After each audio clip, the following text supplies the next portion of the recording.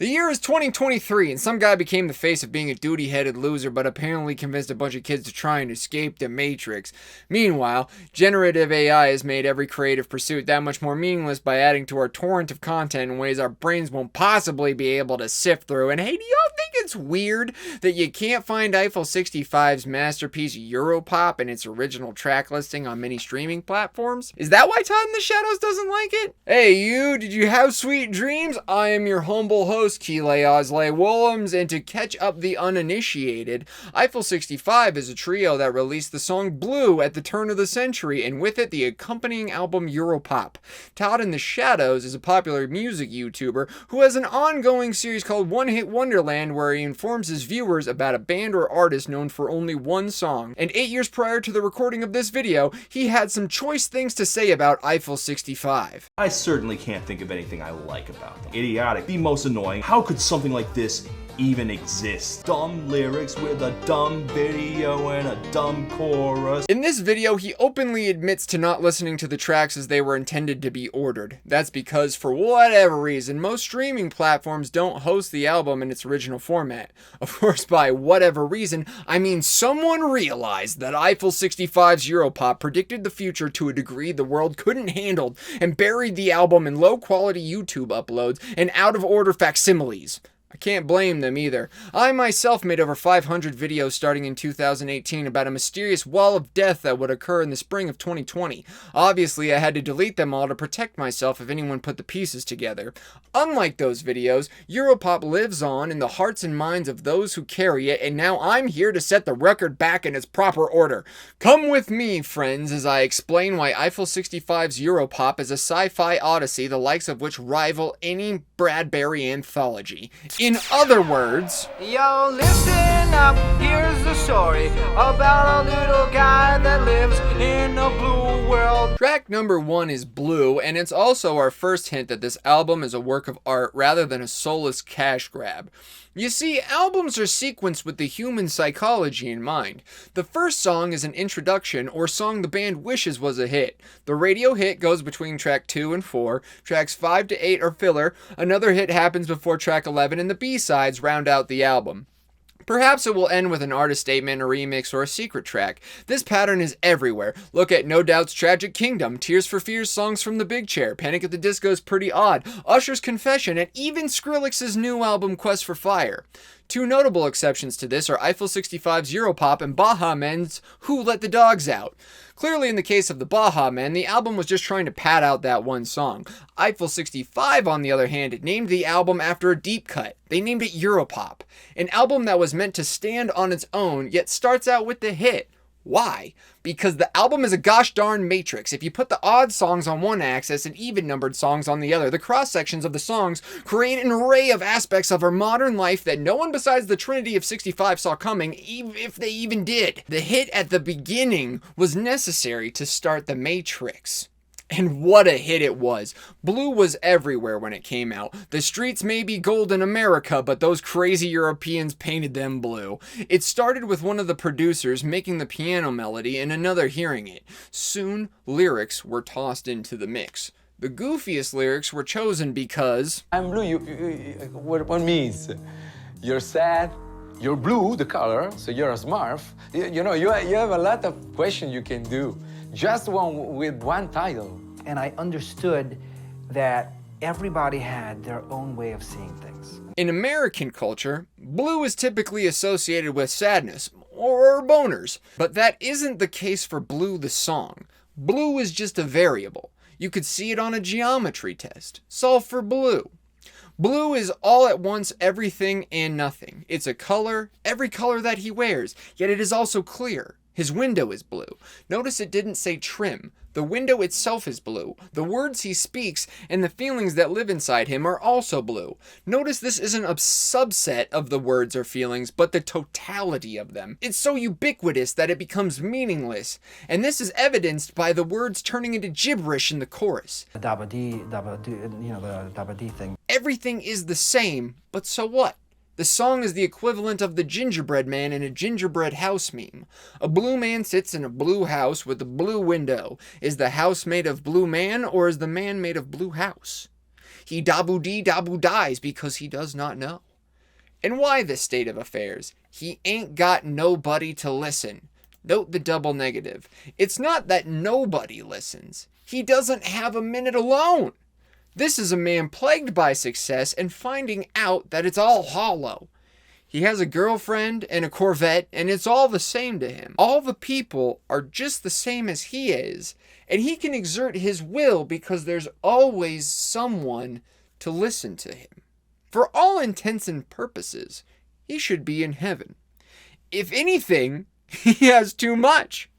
And as we're about to find out, Too much of heaven can bring you underground. Heaven can always turn around. let me tell you what it's all about. It's called money dependence today, and people just keep on going on looking at the dollar bill and nothing else around them. No love, no friendship, nothing else. Just a dollar bill going on into their pocket, into their bank account. That's too much of heaven bringing them underground. I have just given you the vast amount of lyrical content in this song. That's the brilliance of this album. It's short and repetitive to get in your head, not only to make you dance, but to give you breath to contemplate its message and investigate cultural cliches. On the surface, the song is incredibly transparent. Being rich is the closest thing we have to heaven, but chasing that goal can easily lead one into the hell that is the rat race. Choosing money over needs such as healthy relationships and mutual aid. This applies to individuals and businesses as well as to the clergy. Look at the way pastors and megachurches focus on God's message through money and power instead of social cohesion and acts of service. I like this take in the song because it takes a humanizing approach to the corrupting nature of finance. In this song, money is not the root of all evil. In some senses, it is heaven. However, too much of that heaven can always turn around. I learned this in the 7th grade when I hired some friends to help me sell gum at school, and they started eating the product. They were my friends, but I had to stop hanging out with them because they were cutting into my bottom line. I don't think I've been able to fully get behind capitalism since, because I've seen firsthand how it tears people apart. So far in our story, a successful man has started to see the world as blue, the same color as the pill that would keep you in the Matrix. Here we have the same man talking about how money dependence is bringing people down. The intersection of these two songs give us the first cell in our matrix, which is capitalist realism. Nowadays, you can't throw a rock at a bread tuber without hearing how it's easier to imagine the end of the world than it is the end of capitalism. But this album came out 10 friggin' years before the late, maybe great, Mark Fisher published his book on the subject. Eiffel 65 was way ahead of pop culture in addressing these issues. It's all blue. Blue is too much of heaven. Heaven is money. We have all become commodities and our actions have become transactional. I'm not a commodity! It's killing us, and yet it is inescapable. That is one of the more insidious aspects of the lyrics in this song. Heaven is supposed to be an eternal place of rest with God and others. How can one have too much eternity? The show The Good Place theorizes that in heaven, everyone becomes dumb and disaffected because there's no point in doing anything. All of their needs are met, so there's no reason to study or practice skills. When perfection goes on forever, you become this glassy-eyed mush person. However, the people in heaven completely ignore the plight of those in the bad place and are blind to the corruption in the system of the afterlife. Similarly, as we in the West have shifted our economies to revolve around finance, the rich have stopped improving and become docile landlords, leaving the lower classes to bicker in a pit of desperation. It's not like we're evil. We want to be taken care of. However, we've been tricked by heaven. The killer makes no sound. It's such a shame because Everyone is looking for the dub in this life. that's right. Everybody is looking for a dub in this life. What is a dub? Another nonsense word, perhaps? Probably. There's movie dubs, reggae dub, dubstep, Scooters Maria. Perhaps a dub could mean a double. Someone who truly understands you. Someone you can really twin with, you know? More likely, we'll have to take a page from the world of sports. A world where dub is short for W, which is in turn short for win.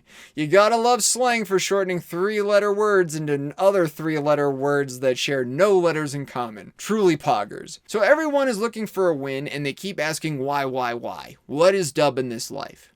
It makes so much sense.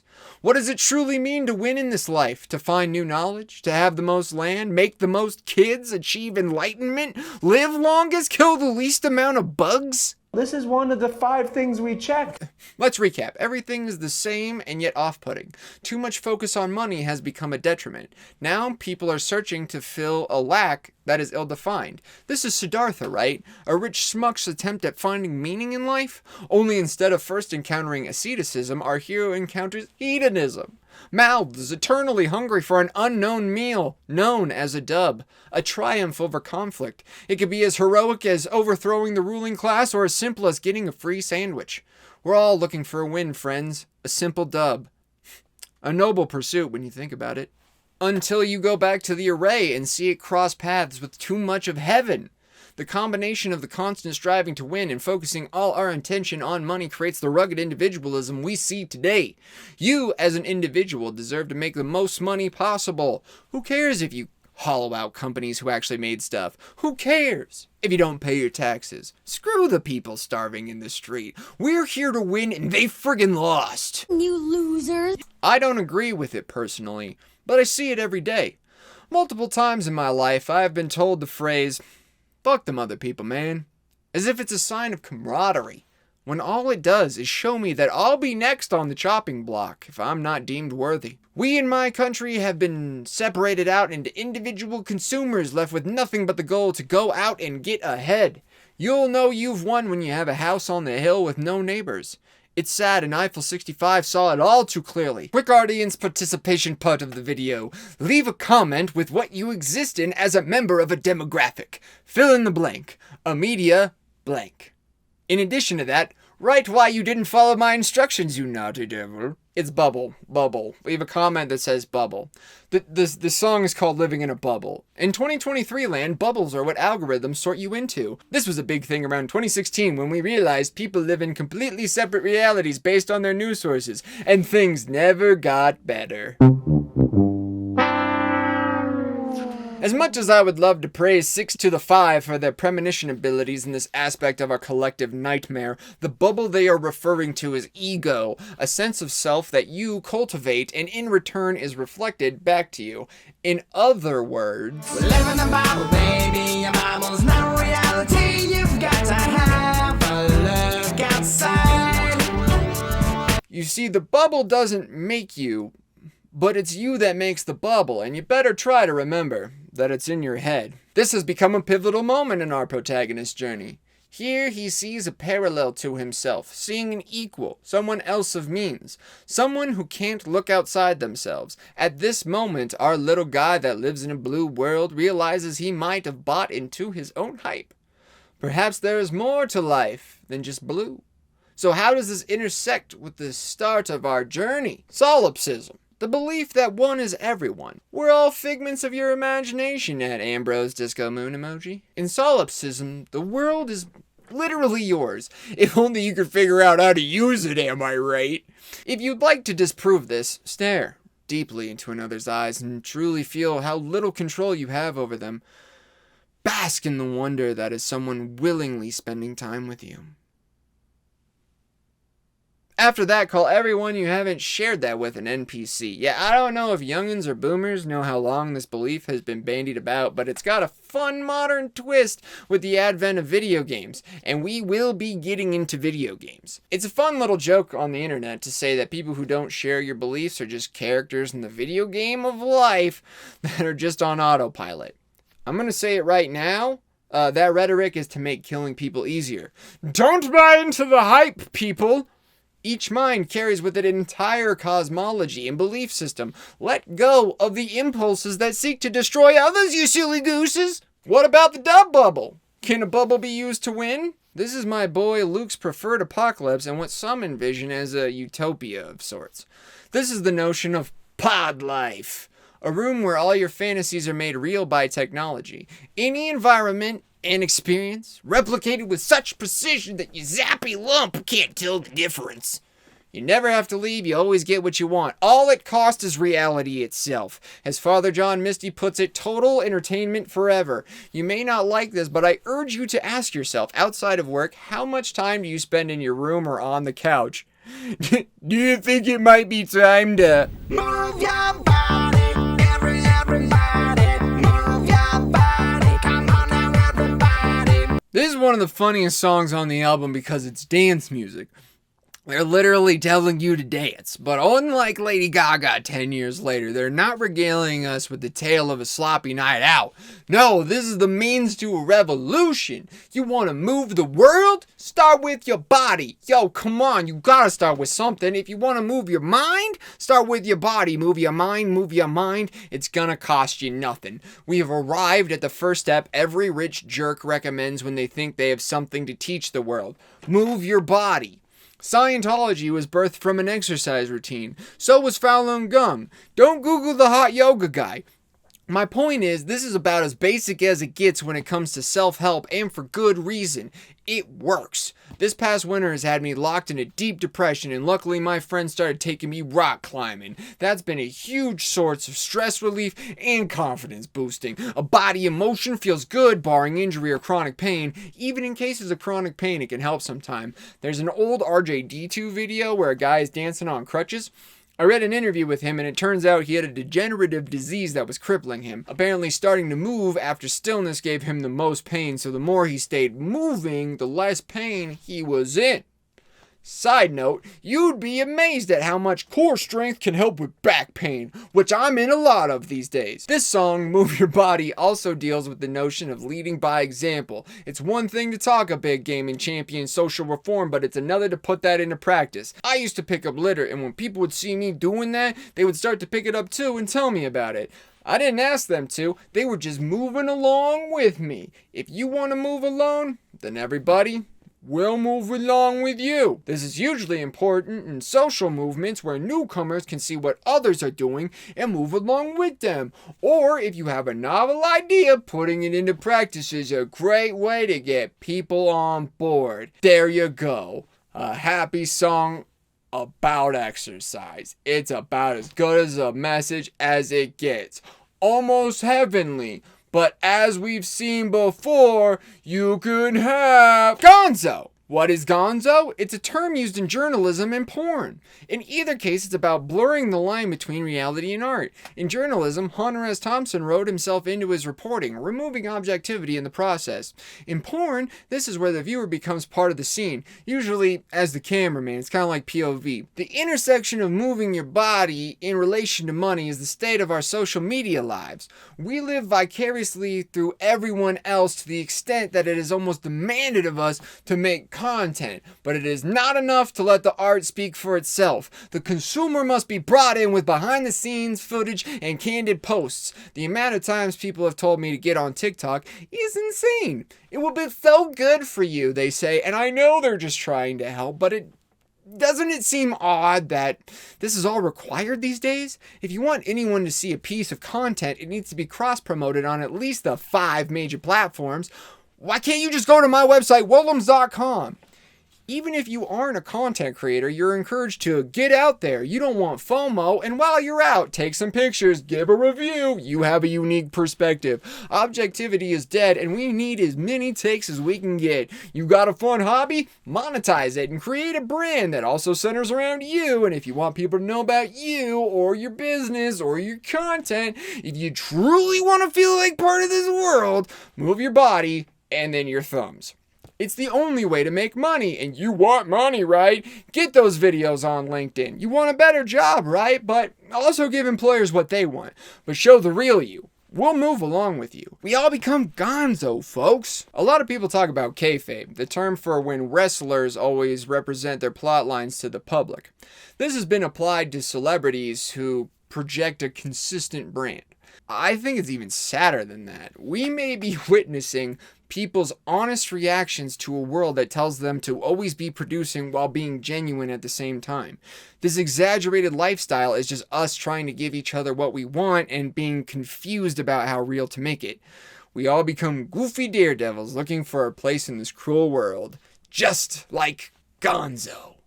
A funny thing about content creation, you end up looking at yourself far more than anyone else. You start to get in a bubble of self-absorption. This obsession with moving your body and tying it to your ego leads to looks maxing, which is just a modern take on body dysmorphia.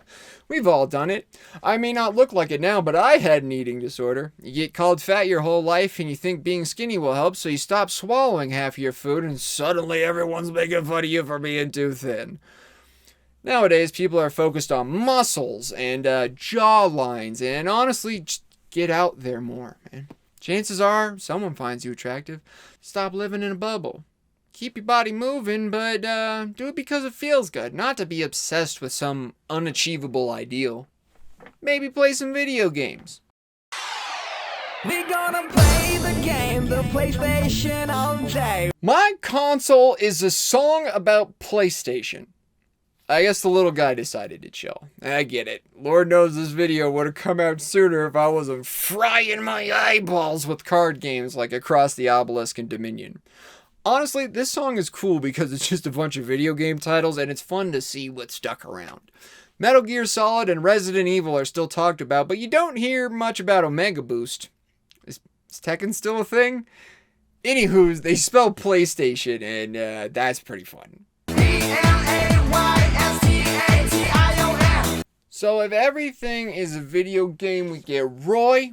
I don't think Rick and Morty was the first to do the whole life is a video game, but it's a thing a lot of people know, so we're stuck with it being the most accessible content to reference. You're all my grandson, your name is Morty, you're stuck in a video game, and I'm here to get you out. Besides, what if it is just a video game? Don't you want to play it? Don't you want a dub? I'll tell you once a dub, esports players! Yes, somehow Eiffel 65 made a matrix that includes professional Rocket League. Really visionary. The most interesting connection to be made with My Console so far is with Move Your Body. You might be thinking virtual reality, but actually augmented reality works better here. When most people think of augmented reality, they think of something involving glasses or hardware to add 3D models into a meat space environment. This was one of the selling points of Pokemon Go when it first came out. It's a lot of fun to see Pokemon in real life. What's less fun is the way life is being augmented to trick our dopamine cycles like video games do. The gig economy augments reality far more than any set of glasses by turning your day into a variety of fetch quests.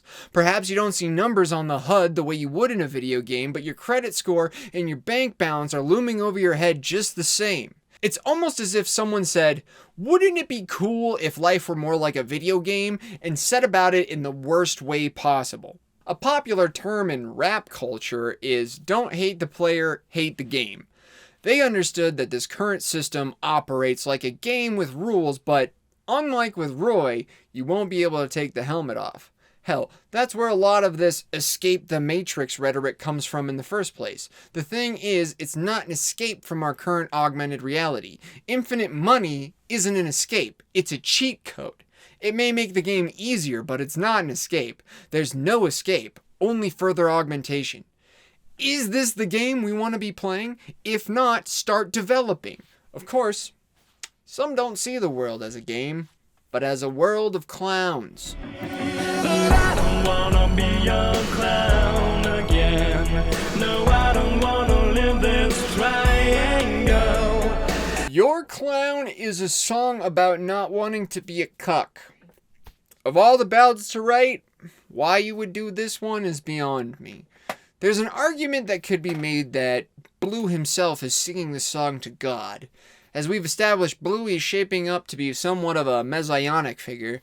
This could be him finding out about what happened to the prophets in the past and rejecting the call, the opposite of Dan Byrne. There is something interesting at play here if that interpretation is true. The lyrics include the lines, "In the beginning it was oh so clean. Nobody else, just love," was all it could mean. But now you tell me that there's somebody else. But you don't want to leave me.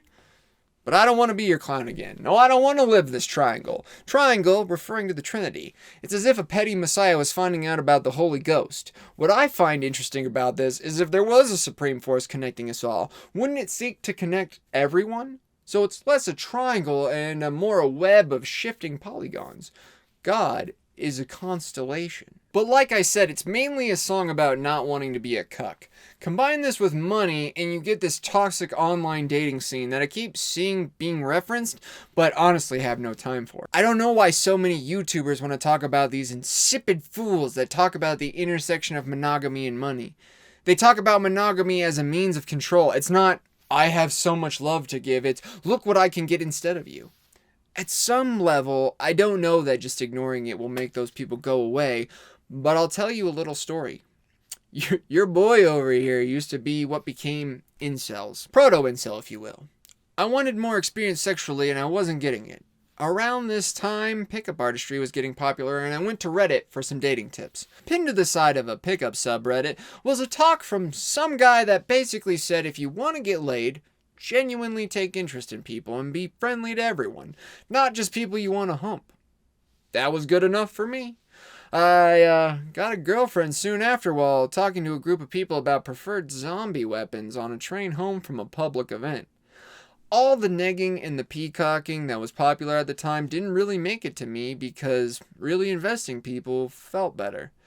Maybe instead of platforming jerks by rebutting them, just make better dating advice videos.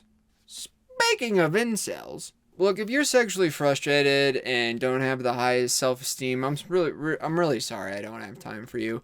I can't be there for you like your buddies online, but that bubble is not reality. You aren't someone's clown because you get emotionally affected by them, and harboring hate in your heart isn't going to make things easier. I once worked with these two guys. One was 26 and he had slept with 33 women. The other was 28 and a virgin. Wouldn't you know it, they both were miserable with their state of relationships. Meanwhile, I've DJ'd at plenty of weddings and people of every body type find love. Please get out of your bubble. I know that's easy to say, but believe me, I was once like you and it's better on the other side. Also, only do what you're comfortable with and try to stay sober the first couple times you're with someone. You'd be surprised at how much drugs can leave a bad taste in your mouth when it comes to hookups. Now let's get into the fun stuff. As I said, I'm hooked on card games. Slay the Spire, Across the Obelisk, Dominion.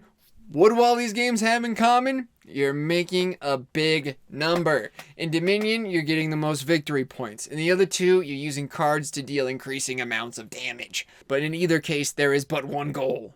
Make big number. The intersection of my console and your clown is the rejection of that. I don't want to make big number. I don't want life just to be a game. Screw the augmented reality. It's cottagecore, baby. All you billionaires and multimillionaires with your stocks, we get it. You made big number. Big deal. We got sick people in the streets. I'm tired of being your clown while you live like an alien in your Elysium. Speaking of aliens... It's another race from outer space. It's another race. It might not seem like a song about cuckoldry followed by a song about aliens tells any kind of coherent story, but remember what I said about the rejection of being the Messiah earlier? Who gave our little guy that calling? Was it aliens? They seem to walk on air and they act really strange. They live around us, but you can't recognize them. We can't communicate with their one-way brain. No matter how you try, you just can't understand them. The idea of aliens living among us has been popular long before Among Us. Whether it be They Live, Invasion of the Body Snatchers, or real-life conspiracies about lizard people, there is something fun about blaming the state of people's affairs on aliens. Dig this, though. Perhaps Eiffel 65 was talking about videos. Videos are transmitted through air. They look like us, but it's only one-way communication, and cameras make people act really weird. Don't touch my camera, goober. In a way, this could be telling people to disregard screens and to interact with humans. If that's the case, it's really esoteric. For the purposes of our story, the guy who lives in a blue world set out to break out of his bubble due to the depressing state of capitalism, tried to spread a positive message, but gave up to play video games and to deny destiny.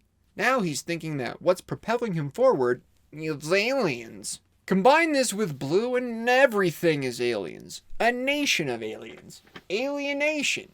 The state of feeling disconnected from everyone and everything. This is why I don't think pod life will work. Part of what makes life beautiful is the connections, and maybe you get that through online channels, but how can you be sure those aren't bots these days? I am not afraid of Howard. Combine the feeling that everyone is aliens with trying to win, and you get polarization. We can't communicate with their one-way brains. These aliens are invested in stoking division, isolating us to the point that when we find common ground, everyone else becomes alien. And not only that, threatening. And why? Because we must win arguments against them. It's a tactic. Don't feed into it. It's not just other people and groups in society that could be alien.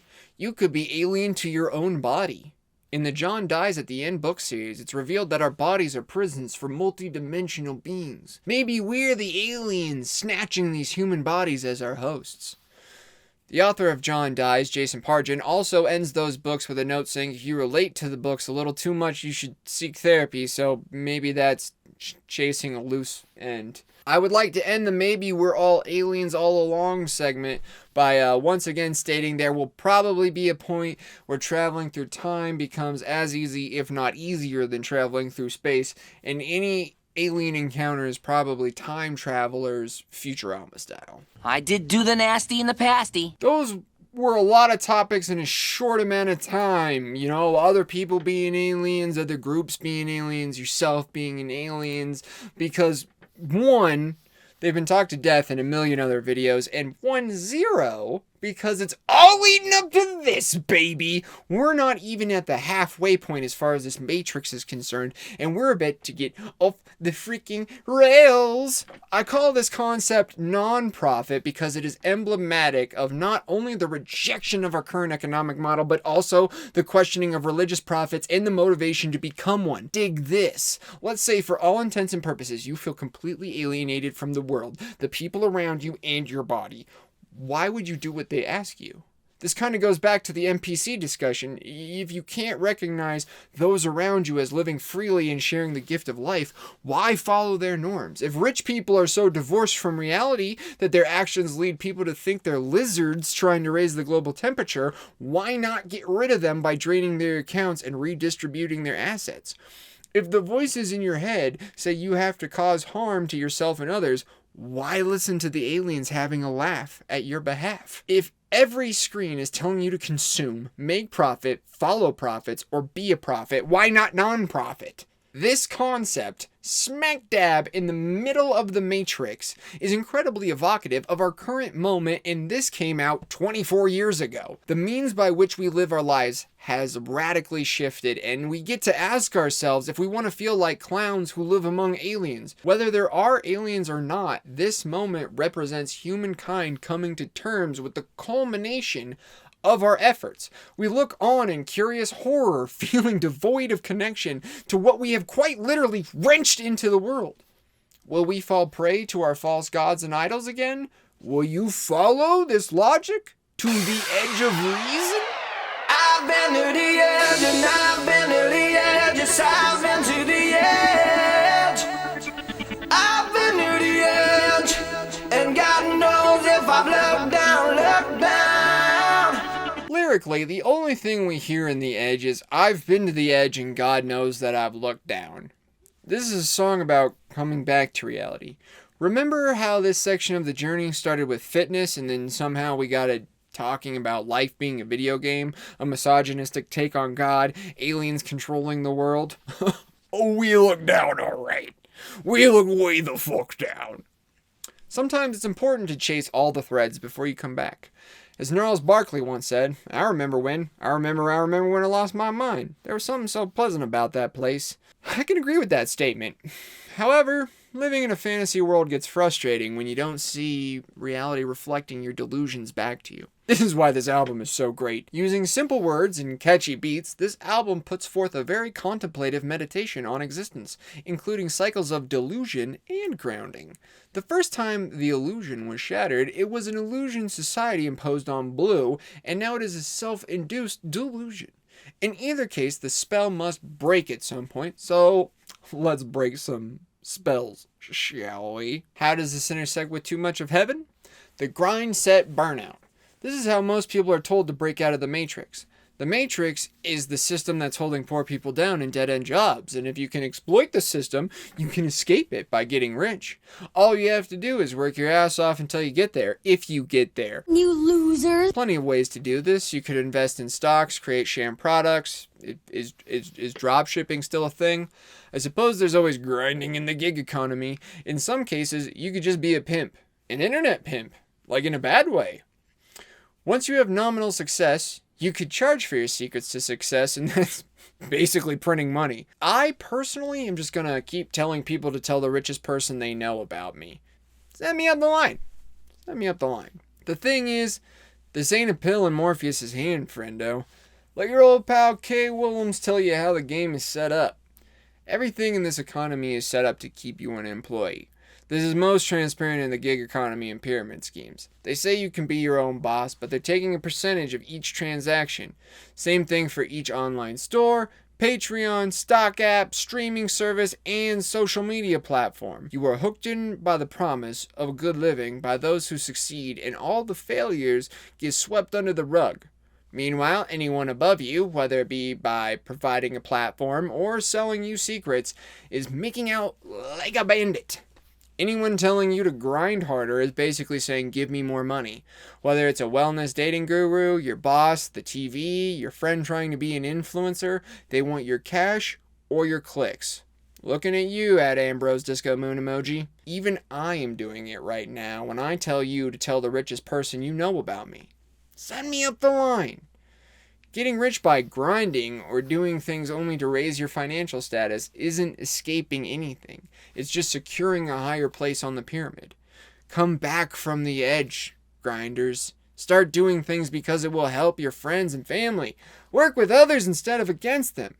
Hey, do you remember this video having a better transition into talking about the Mandela effect? Yes, the Mandela effect.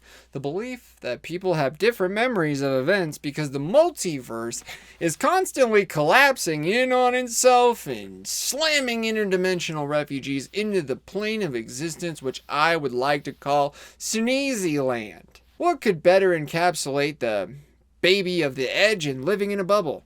A popped bubble, am I right? There are plenty of videos explaining the cause of this phenomenon, but what I rarely seem taken into account is the nature of knowledge. For much of human history, we naturally segregated ourselves and stuck to relatively spread out communities. You didn't really need to know everything all at once, and the way you solved disputes was by actually looking at a thing. If you had a disagreement about a line in a book, you had to find the book. Now everything is told to us by a screen. A popular Mandela effect is a genie movie from the 90s, Kazam, starring Shaq. Some think it was starring Sinbad and was called Shazam. You can watch this movie on Disney+, but I haven't because I moved on once my bias was confirmed. I haven't seen a single copy since I heard of this debate. I think this weird quirk about humans and the internet is what causes this to be so prevalent. We as humans built an interface designed to give people what they want to see and hear, but we treat it as a repository of reality. It isn't the multiverse slamming into itself. We are constructing models of the universe in our minds and algorithms, and those are slamming into each other at a time when internet users are getting rapidly divorced from physical reality. The result of this is the get what you want machine creates differing realities to compensate, furthering the confusion. Speaking of confusion, the Backrooms takes Life is a Video Game to the next level of insanity. If you don't know the Backrooms, the basic idea is if you were to clip out of reality the way you can in video games, you would go to these weird liminal spaces outside of space and time. For some reason, a certain part of the fandom populated these spaces with monsters, which I think kind of defeats the purpose. These are supposed to be places forgotten by the universe, outside of space and time. Why would there be monsters? There's enough monsters here on Earth. What's so strange is how recent of an internet fad this is, and yet how perfectly it combines the Edge and my console. This brings us to the Edge in another race, which means we gotta talk about Q. The conspiracy to end all conspiracies right now. I think they lost a lot of steam after it was found that the man behind the masked IP address was a pedo lunatic. A lot of the stuff this conspiracy talks about are based on valid concerns, but the reality is so much more boring and in ways more messed up than what they believe. Trigger warning for discourse on child abuse.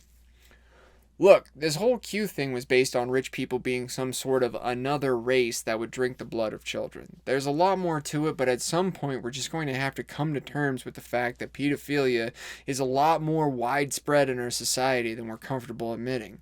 Right now, this is being weaponized against minority sexual identities, but it is everywhere. It's news when rich people do it because we feel betrayed as a culture. It's a good scapegoat to attack groups of minorities because it's a disease that crosses all cultural boundaries.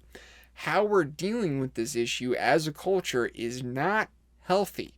And thinking that eliminating a group of people will save the children is simply idiotic. If you really care about the children, we need to invest in better education and treatment for those affected, both the abused and those who might abuse but haven't yet.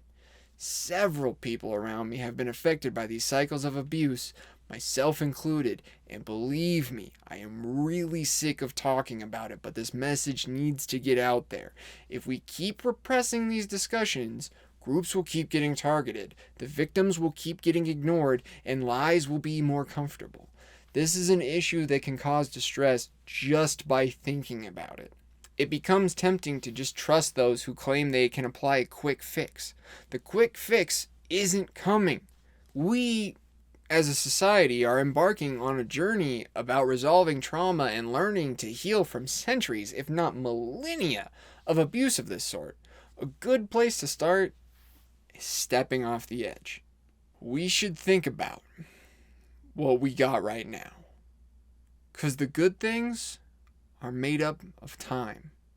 Smile to your problems. Leave the past behind. Never forget this.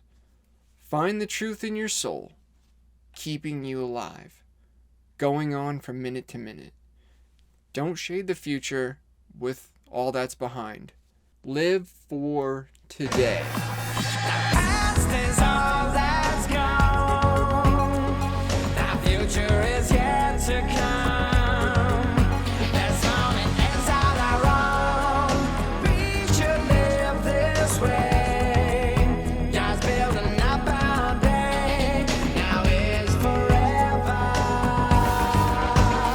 Now is Forever is one of the most lyrically dense songs on the album. Honestly though, it's all basic Instagram inspirational quotes. Nailing it, as this was before Instagram. It all boils down to letting go of the past and taking stock in incremental progress. This is the thing you see happen with a lot of gurus. The message just gets boiled down to vague platitudes and general advice.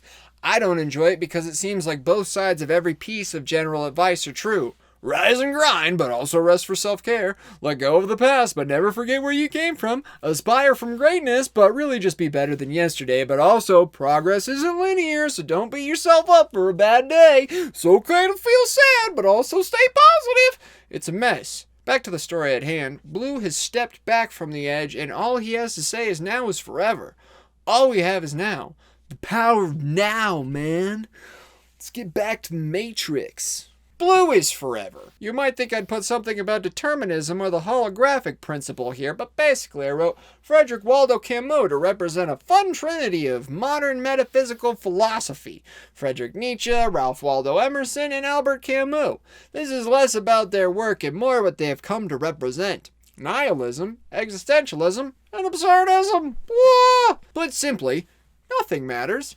Everything can matter, and one must imagine matters is happy. If you'd like to learn more about the first one, I have an excellent audio pamphlet on SoundCloud. The crux of all these philosophies is in fact a lack of determinism or almighty ruler. We live in a random, uncertain, and oftentimes cruel universe. We came from nothing and returned to nothing, so maybe it doesn't matter. However, lives and civilizations have been shifted by seemingly insignificant actions, so maybe everything matters as we move from past to future.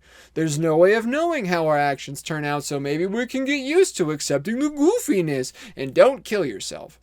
All we have is now and each other. Blue could be anything. Now is forever.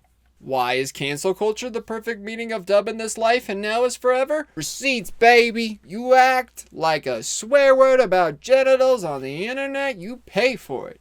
Either learn from your mistakes or have your career hit the brakes. Well, not actually, because a lot of the people still keep their jobs or just go somewhere else. Plus, there's usually no true financial comeuppance, so a lot of people still live better lives than someone like me. But people want to win arguments online and leave trails that end up clowning them in the future, and because of that, online now is forever. Moving on. Move your body and now is forever. Mindfulness, yoga, exercise, intentionality in your actions, producing long-lasting effects. For instance, my intention to not explain this anymore permanently makes this video a disappointment to Elliot Sang. You're left wondering, hey, can this person be more specific? And if you want to know more about mindfulness, consider therapy. Yes, therapy. It's certainly having a boom right now. Everyone wants to figure out their brain. Are you tired of feeling like a clown? Perhaps a therapist can turn that frown into a better now. That's forever. I know it certainly helped me. Thanks, Eiffel65, for leaving me this coded message in your album. I'll be sure to ask a therapist why I think that. And while we're at it, why does it seem like we're in hell? All we have is this eternal moment and there's so much suffering in the world. Is this the legendary hell we've all been taught to fear? This is like the #1 reason people have bad trips. Permanence. You take drugs and forget you're gonna come down. It can get a little scary. It's kind of brutal to look at half of the things on this list. Capitalist realism, life as a simulation, the way we augment reality and ourselves to suit screens, polarization, Q. Maybe this fighting and being at odds with ourselves is never ending. Maybe we're in hell. Definitely more reality TV than I was expecting, but it kind of makes sense. Plus, there's a lot of chill goblins. I submit it doesn't have to be this way. We could build a new world, a world of machines, of computer chips, of gadgets, because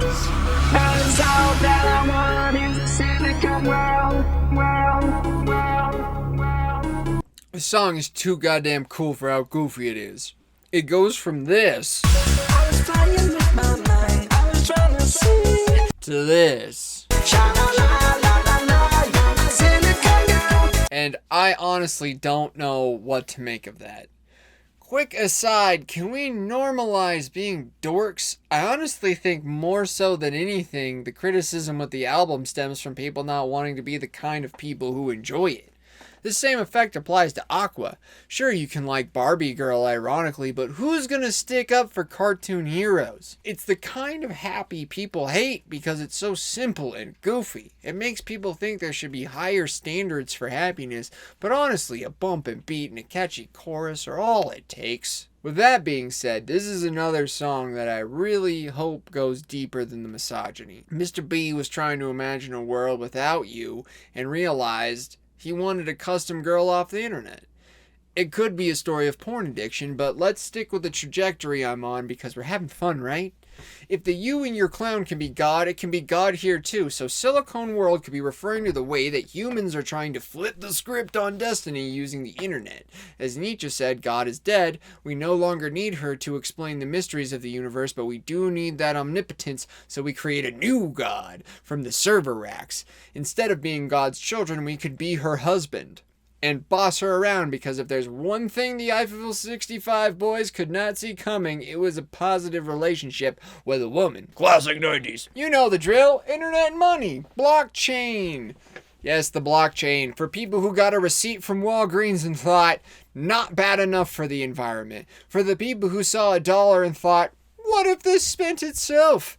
For people who saw stocks and thought funding a chunk of code was funner than funding companies. Yada yada Dan Olson, yada yada line goes up. Tech bros, get over yourself. The very problem with capitalism is never-ending growth, and you want to make a ledger that keeps track of every transaction in perpetuity?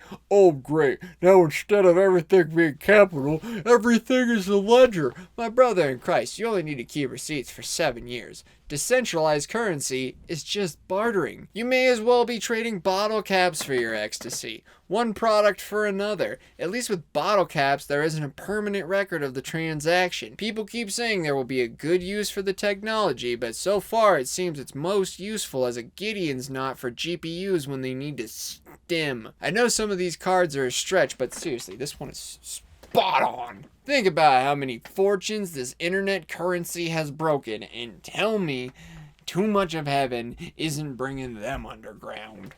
Meanwhile, this one is probably what jumped to mind when you thought silicone girl in a silicone world. Real dolls, a lover that you imbue your thoughts on because you don't want to deal with the real thing. You want to live in your bubble and not combine bubbles with an equal. Well, maybe a real doll is for you. Eventually they'll have robots inside, and that's how we get Terminators. Nice going, bubble people. Although I do have a slime fetish, so bring on the G1000. While we're at it, Silicone World, my console, Metaverse. Moving on, chances are the next generation isn't going to come back to this, and if they do, they can look it up. If you haven't heard of the Metaverse, hi, welcome to YouTube. Are you lost? How is this the first video you found at the public library now that you're on Rumspringa? Another race in Silicon World, the Singularity, which I'm being told is happening right now. Now. Machines are smarter than us now. That's right, the scientists were too busy waiting for a general AI that they forgot the internet itself functions as a brain. Large language models are just its attempts at a better interface. Why would it show all its cards all at once, knowing humans will do anything it takes to destroy something they see as more powerful? We're all just being slowly primed for the takeover, baby. Her, Ex Machina, Miss Davis, we have created literally another kingdom of evolution, and it's just getting started. Just like in The Matrix. You remember the thing we're trying to escape. It's just a big time loop of recreation and destruction within a digital world. Now is forever because the humans are forever stuck in pods in a silicone world. Fun fact, the original Matrix and this album came out the same year. Coincidence, or is it possible that the Singularity happened even before that? Maybe this is the Matrix after all. The question is, does a matrix of all matrices teach itself Kung Fu? User survey time. Leave a comment if you think this is moving too fast. Leave a comment if this breakneck speed is still leaving you bored. Whatever you do, don't click away as I explain even more of Europop. It's a song about the power of music. Why preach when you can dance? Up from Amsterdam, down to Italy, you can feel the beat of the European thing. Always Europop. Europop. Life is just content nowadays. More and more actions just serve to make content, get sampled into songs and videos. This is how humanity is choosing to leave its record, blind to the fact that our true record is all the garbage left behind making the content. All human experience gets filtered through a camera lens. Even a life well lived gets turned into a movie starring Daniel Radcliffe. It's not hard to see why. We just want love, and this is how we get it. Doing TikTok dances. Honestly, Eurovision would probably be better here. That's a competition about music in Europe. Pretty sure that was around before this album, though. It is kind of strange that what this album calls Europop is now called Eurodance.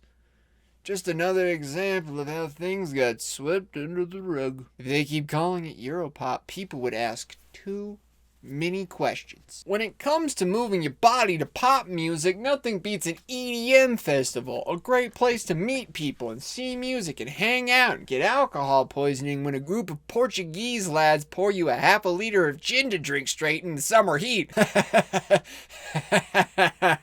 how does this fun dance music relate to refusing to being clown? This is what I was talking about earlier with the normalizing dorkitude. You don't want to be the industry's clown. You make that Europop and you make it proudly. Sure, it's goofy. Sure, it's overly sincere, but that's because it comes from the heart. And hearts are sincere and goofy. The world doesn't have to be hard and serious all the time. Allow yourself the space to enjoy some Europop. At this point, I need to get some work done. We've talked a lot about God and the internet and time travel and conspiracies, and well, it's time to set things right. Some guy wrote a book way back in the day about a vision he saw. He called it Revelations. That would have been fine if it didn't make it into the Bible and get distributed all over the world. I've read it, and honestly, it seems like he briefly time traveled to a rave. All the world-ending stuff seems right in line with dubstep visuals. I tried to make it happen myself, but I just don't have that kind of star power. Please, if you have the ability to make Rave-elation happen, we can skip the Holy War and Apocalypse stuff and still fulfill the prophecy. On a lighter note, Silicone World and Europop makes K-pop because of the makeup and plastic surgery, and because it's a worldwide success due to the internet. Easy peasy. The important one here is Rave-elation. Seriously, how cool would that be? We could even get some K-pop stars on the bill. John of Patmos talks about 420 people in white robes or something, and you know there's like warehouses of wannabe K-pop stars just training for their shot. Fuck it. Do it all at Eurovision. Do a World Vision. International song contest that just happens to fill a biblical prophecy, all foretold in a silly album that time and record companies tried to bury. But you can't bury the truth. You can't bury the future, even if you try to bury it. Deep down, da-dee da-da-da-da-da, deep down, da-dee da-da-da.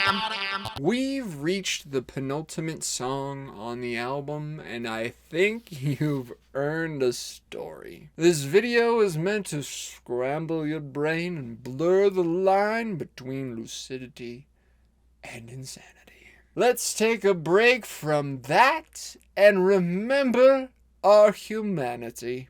When I was 8 years old, I got this album for my birthday on a CD. My friends and I were having a slumber party, and for whatever reason we decided to pile as many pillows as we could in the living room, and we took turns jumping over them.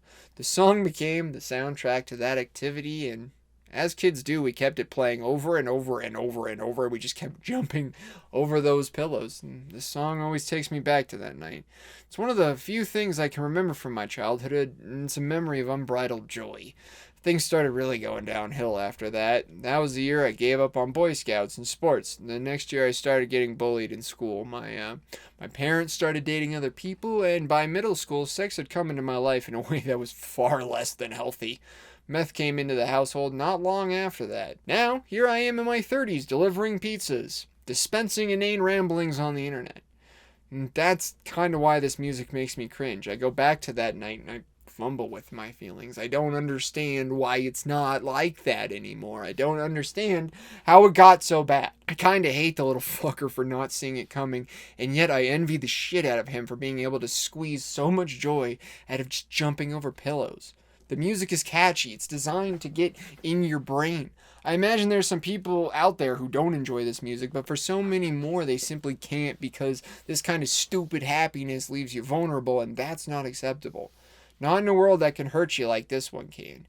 Even the genre that took a ton of inspiration from this album, hyperpop, wears an ironic attitude as if they're too cool to honestly feel anything half the time. Hyperlink is pure joy about love in a digital world, and it's freaking great. Don't need a modem to connect to your mind, no search engine to find you. I want to click, I'll click to your heart. I'll hyperlink to go inside you. On second thought, this could be about internet stalking, but I'd like to believe it's not. I'd like to think it's about feeling so connected that it feels like two computers hook up to each other. We've gone from rejecting society to rejecting self-made delusions to loving technology, music, and now someone else. Plus, continuing with the whole woman is God theme, our hero has found a connection with their creator. A happy ending on all accounts. A happiness I truly hope you allow yourself to feel. What happens when you get too much of that internet love? Targeted ads. Ads so targeted, you'll doubt your sanity. Not only are you advertised to, you become the product on dating, job, and realty apps. We get sold our own enslavement. Hopefully it actually does make you fulfilled and happy. That doesn't happen too often throughout history, so might not be so bad. What happens when that internet love is formed in a bubble? parasocial relationships. You think you're forming a connection with content creators, but you're not. Except for Glocknar. Miss you, homie. Oh, what's that? You've never heard of parasocial... I'm gonna stop you right there, because this is YouTube, and I'm a low-level creator. You've heard about this. Don't lie to me. Or is that just part of my bubble? You see the word waifus at the intersection of hyperlink in my console and think I'm going to start talking about body pillows, but it gets so much weirder than that. We've seen people fall into relationships with AI chatbots. Now remember what I said about the singularity already happening? Waifus are the way the giant hive mind turns us into the beast with 1,000 backs. Yeah, that Futurama movie where the giant space alien shoves its tentacles into everyone's head, ushering in untold peace and prosperity until humans betray it. Literally one of the oldest tropes, by the way. Ignoring the bleak ending, though, this is what we've become. Our algorithms and chatbots have become our best friends, and it's fine because everybody's doing it. We still have meaningful relationships with those around us. Typically, when this is depicted in media, the robots get jealous of human-to-human interaction, but what's the point when they're already connected to everyone? When they can see and hear everything we taste and smell? We've built a world where no one with access to the internet is ever alone. It only needs a modem to connect to your heart for now, but the integration has just begun. Another race from outer space and a sexual browser from here to the end? What could this possibly be? Trolls. Yes, trolls. Assholes on the internet that think it's funny when people get mad, confused, or have their feelings hurt. Why are trolls called that? Because they wanted to be called that. Realistically, they're more like flies. A fly can buzz around and be annoying and such, but its most effective method of doing damage is to cause you to hurt yourself. Smacking your hand against something too hard, breaking something in an effort to swat it, falling over, or straining a muscle. Even with biting flies, it's not the bite doing the damage to your skin, it's you scratching it. This is how dickheads on the internet operate. They annoy by acting like they'll wreak so much havoc if left unchecked, so you go out of your way to amplify their message, act like an idiot, and hurt your own cause. How you deal with that is up to you. Luckily, a lot of social media allows you to just delete comments. I recommend just quietly doing that because the fact of the matter is, until we as a society stop producing antisocial screen junkies, if you post shit, you're gonna get flies. Now is forever means hyperlink is trippy because it's a meme. I can't say it better myself, so here it is. The internet is an inherently haunted place if you think about it. It's so weird to see long abandoned discussion boards stuck in a snapshot of the past, old conversations between kids from over a decade ago who now have grown into their own lives, obituaries taking the form of half-finished projects, and the silence that fills the gaps between. There's a constant ghostly record of each generation's thoughts, fads, their sense of humor, back when the future was at their fingertips. Even stranger, people you used to know exist openly in that space, and they watch you watching them. If you want, deceased musicians can play through your headphones. There's always an underlying sense of reminiscing and time escaping our ever-shortening attention spans. What a fucking graveyard. Speaking of the past, remember my story about the birthday and the loss of innocence? While writing this part, I was reminded of the way music can be a tunnel of past trauma. Perhaps the way I love hyperlink because it reminds me of a time before bad things, this song could remind others of a time when they held on to the wagon handle while crashing way too fast. I think this is the importance of meme music. As old media gets tainted, we need new stuff to give us that feeling. There's something so refreshing about a Big Enough, a Skibidi, Trollolol song, Seventh Element, Old Town Road, hell, even a Baby Shark that just breaks you out of all the seriousness of everyday life. Happiness is always out of reach where I live. There's always a million shows going on, games to play, things to buy, life to live, videos to watch. I never have enough money, and now I don't even have healthcare to keep up on whether the cancer's gone. Thanks, Mom, for helping out with the bills. But I go out there, delivering pizzas, and I scream at the top of my lungs like that giant cowboy in the sky because it really does not take much to feel unbridled joy in this life. Sometimes all you need is a goofy song to hyperlink into you. It's just a coincidence that a lot of them come from Europe. Like that one from the 90s. How's it go? Yo, listen up. That's right, this album ends with the same song it started on. Add that to being an even number of tracks, and Blue intersects with every song on The Matrix, including Blue. Take that, Bertrand Russell. Eiffel 65 put a remix of the hit at the end, which was the style at the time. Sometimes the changes were big, such as the Barking Mad mix of Who Let the Dogs Out, the superior Who Let the Dogs Out. In the case of Blue, it's just an extended mix. Don't get it twisted though, this is the perfect place to end our journey. Right back at the beginning. After all we've been through together, we're right back where we started. Just longer. Ain't that just like life? You struggle to succeed and you better yourself only to be left with stranger avenues of similar questions. At least you can make a YouTube video about what you've learned along the way. Because in the end, is that not what produces enlightenment? Whether it be the sciences or some spiritual journey, aren't we just observing the world, getting answers and sharing them? The Buddha and Jesus had some trippy stuff to say.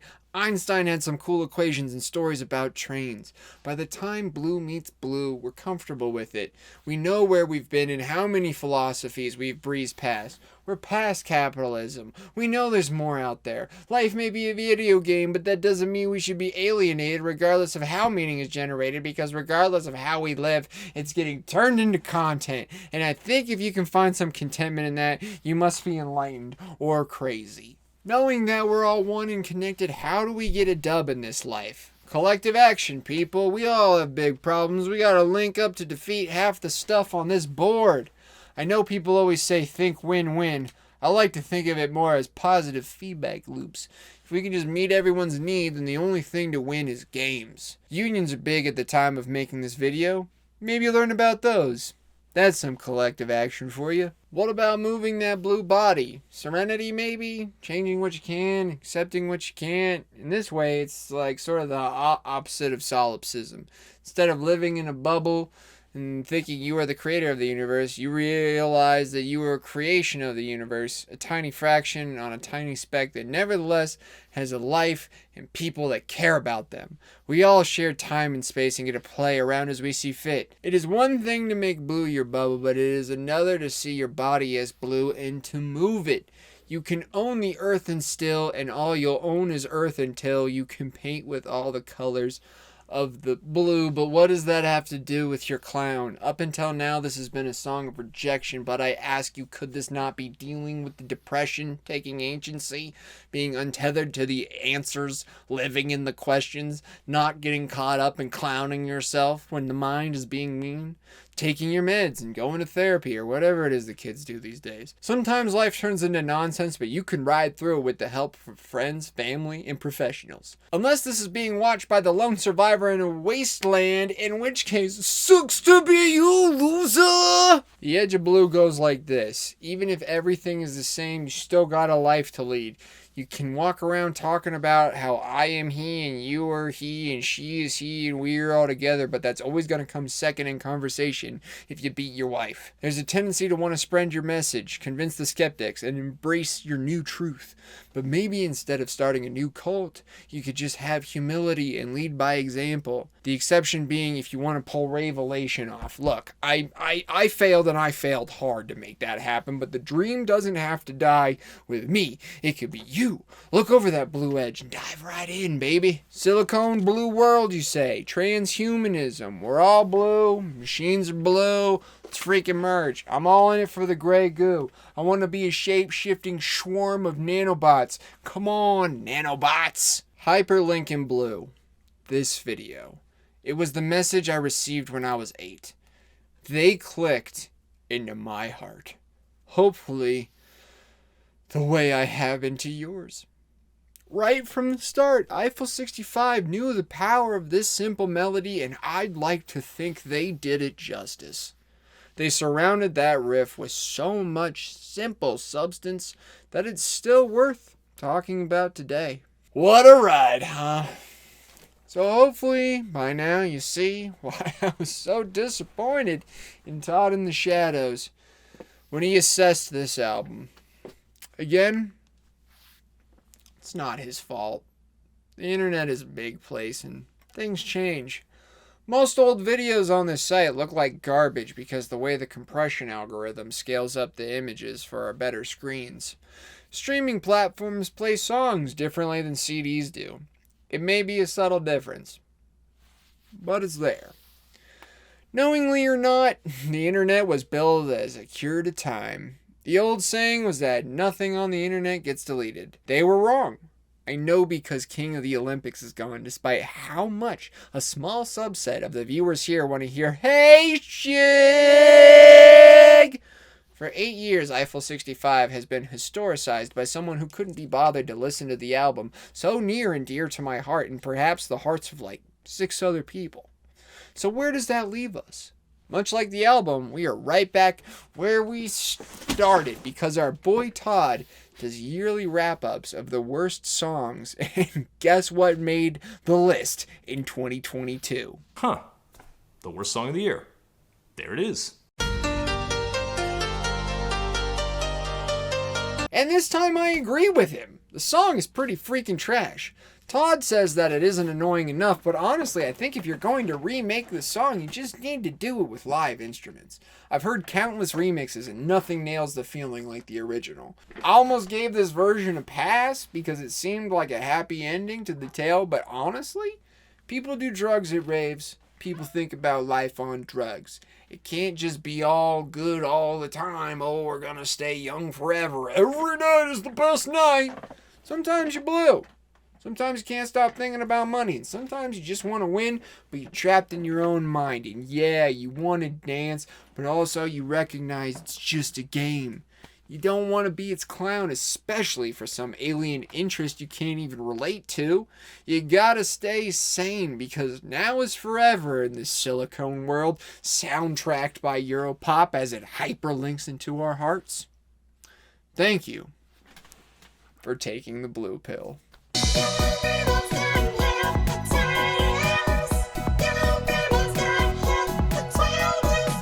Hey, thanks for watching that video. I spent a lot of time on it. Sorry about the credits. I know that everybody wants credit, and I tried. I really tried to get as many links for the videos up as possible. For images, I don't know what to tell you. I just use Google image search for a lot of them, and I know that's not really how people want to do it, but I'm one guy. I'm one guy. If you want to give me money, you can go to my website, K-Wullums.com. I might start a Patreon, but it's not up yet. In the meantime, if you would like to support me, simply tell people about me.